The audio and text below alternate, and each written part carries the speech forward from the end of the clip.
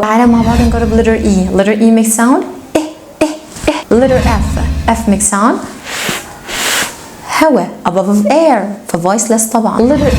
letter H makes sound above air هواء يبقى voiceless. letter I makes sound voiceless خفيف ناعم. letter K makes sound هواء فيبقى ده voiceless. نيجي مع بعض letter O makes sound voiceless. letter P makes sound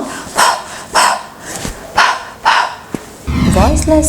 letter S makes sound voiceless. letter T makes sound ده ايه voiceless لان ده above air شوية هواء. letter U makes sound ده voiceless. يجي بقى مع بعض الاخر letter معانا في الvoiceless وهو letter X makes sound ده ايه ده voiceless.